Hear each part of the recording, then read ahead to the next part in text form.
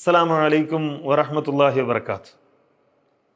നബിദിനാഘോഷം എന്തുകൊണ്ടാണ് ഇസ്ലാമികമല്ല, ഇസ്ലാം പഠിപ്പിച്ചതല്ല എന്ന് നമ്മൾ പറയുന്നത് എന്നതിൻ്റെ ചില അടിസ്ഥാന കാര്യങ്ങളാണ് നമ്മൾ വിശദീകരിച്ചു കൊണ്ടിരുന്നത്.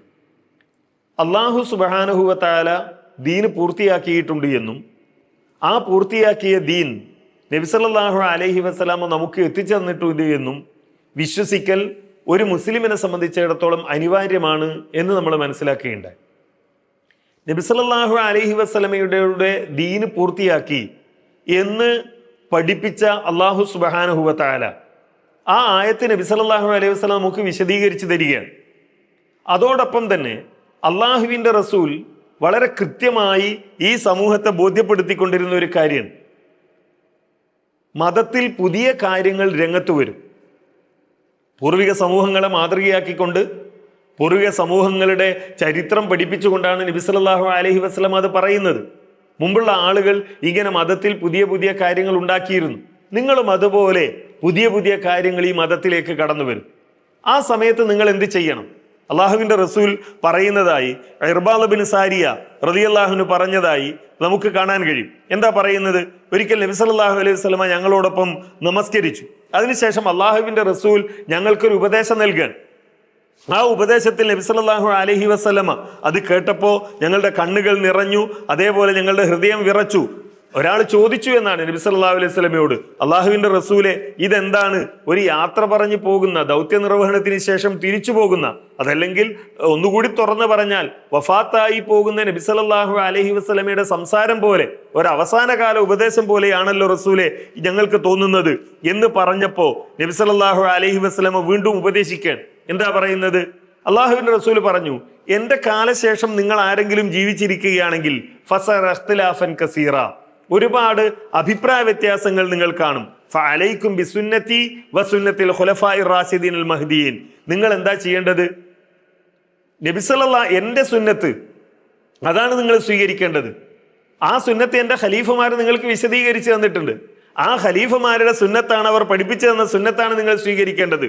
തമസ്സകൂ ബിഹ, അത് നിങ്ങൾ മുറുകെ പിടിക്കുക.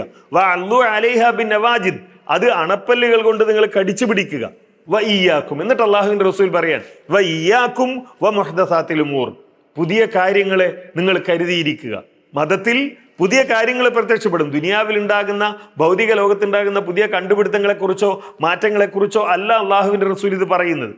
മറിച്ച് ദീനിൽ പുതിയ കാര്യങ്ങൾ ഉണ്ടാകും, നിങ്ങളത് സൂക്ഷിക്കണം. ഫൈന്ന കുല്ല മുഹ്ദസത്തിൻ ബിദ്അ വ കുല്ല ബിദ്അത്തിൻ ളലാല, കാരണം മതത്തിൽ അങ്ങനെ പുതിയതായി ഉണ്ടാകുന്ന കാര്യങ്ങളൊക്കെ ബിദ്അത്താകുന്നു, ആ ബിദ്അത്തുകളൊക്കെ വഴികേടുകളാകുന്നു എന്ന് നബി സല്ലല്ലാഹു അലൈഹി വസല്ലമ പഠിപ്പിക്കുകയാണ്. അപ്പം മതത്തിൽ പുതിയ കാര്യങ്ങൾ വരും, ആ പുതിയ കാര്യങ്ങളെ കരുതിയിരിക്കണം, അതിനെതിരെ നമ്മൾ ജാഗ്രതയുള്ളവരാകണം എന്നാണ് നബി സല്ലല്ലാഹു അലൈഹി വസല്ലമ പറയുന്നത്. എന്ന് മാത്രമല്ല, തൻ്റെ ഖുതുബകളിലൊക്കെ നബി സല്ലല്ലാഹു അലൈഹി വസല്ലമ പറയാറുണ്ടായിരുന്ന കാര്യം ഹദീസ് ഗ്രന്ഥങ്ങളിൽ ഉദ്ധരിക്കപ്പെട്ടിട്ടുണ്ട്. ഫൈന്ന അസ്തഖൽ ഹദീസി കിതാബുല്ലാഹ്, സംസാരങ്ങളിൽ, വർത്തമാനങ്ങളിൽ ഏറ്റവും സത്യസന്ധമായത് അള്ളാഹുവിൻ്റെ സംസാരമാണ്, വിശുദ്ധ ഖുർആനാണ്.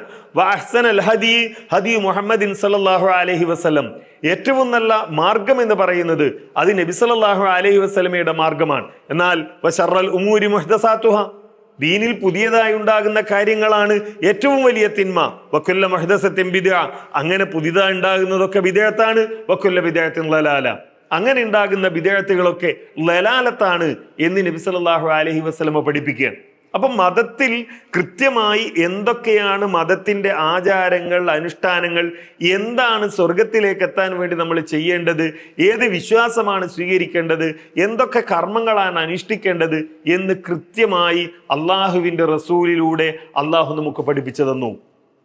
ആ പഠിപ്പിച്ചു തന്ന ദീൻ അത് അംഗീകരിച്ചുകൊണ്ട് മുന്നോട്ട് പോവുക എന്നതാണ് നമ്മൾ സ്വീകരിക്കേണ്ട കാര്യം എന്ന് പറയുന്നത്. അപ്പൊ അതിന് വ്യത്യസ്തമായി മതത്തിൽ പുതിയ കാര്യങ്ങൾ ഉണ്ടാകും. പുതിയ കാര്യങ്ങൾ മതത്തിന്റെ പേരിൽ ആരെങ്കിലും കൊണ്ടുവരുമ്പോൾ നബി സല്ലല്ലാഹു അലൈഹി വസല്ലമ പഠിപ്പിക്കാത്ത, ദീനിന്റെ ഭാഗമായി അള്ളാഹുവിൻ്റെ റസൂലോ പഠിപ്പിക്കുകയോ സ്വഹാബികൾ മനസ്സിലാക്കുകയോ ചെയ്യാത്ത പുതിയ കാര്യങ്ങൾ ആരെങ്കിലും കൊണ്ടുവന്നാൽ അത് ബിദ്അത്താണ്. അത് നമ്മൾ ചെയ്യാൻ പാടില്ല. അത് മതത്തിന്റെ പേരിൽ പരിവേഷം മുഖംമൂടി അണിഞ്ഞുകൊണ്ട് ആര് കൊണ്ടുവന്നാലും അത് അംഗീകരിക്കാൻ പാടില്ല എന്നതാണ് അള്ളാഹുവിന്റെ റസൂൽ നിരന്തരമായി ഉപദേശിച്ച കാര്യം. നബിദിനം ആഘോഷിക്കുമ്പോൾ റബീഉൽ അവ്വൽ 12-ന് നബിദിനാഘോഷത്തിന്റെ പേരിൽ ചടങ്ങുകൾ നടത്തുമ്പോൾ ഇത് ദീനുമായി ബന്ധപ്പെട്ടതാണ് എന്ന ധാരണയോടെ മുന്നോട്ട് പോകുമ്പോൾ നമ്മൾ ആലോചിക്കേണ്ട കാര്യം, നബി സല്ലല്ലാഹു അലൈഹി വസല്ലമ പൂർത്തിയാക്കിയ ദീനിൽ ഇങ്ങനെ ഒരു ആചാരം ഉണ്ടായിരുന്നോ എന്നതാണ്. അങ്ങനെ ഒരു ആചാരമില്ലെങ്കിൽ അതിനെയാണ് ബിദ്അത്ത് എന്ന് പറയുന്നത്. ആ ബിദ്അത്ത് വഴികേടാണ് എന്നാണ് നബി സല്ലല്ലാഹു അലൈഹി വസല്ലമ പഠിപ്പിച്ചത്. അള്ളാഹുവിന്റെ റസൂലിനെ സ്നേഹിക്കുന്നു എന്നതിൻ്റെ പേരിൽ വഴികേടിന്റെ മാർഗത്തിലേക്ക് നമ്മൾ പോകുന്നുവോ എന്നത് ഗൗരവത്തോടെ നമ്മൾ ആലോചിക്കേണ്ടതാണ്. അത്തരമൊരാലോചനയാണ്, ചിന്തയാണ് ശരിയുടെ മാർഗത്തിലൂടെ മുന്നോട്ട് പോകാൻ നമ്മെ സഹായിക്കുക. അള്ളാഹു അനുഗ്രഹിക്കുമാറാകട്ടെ.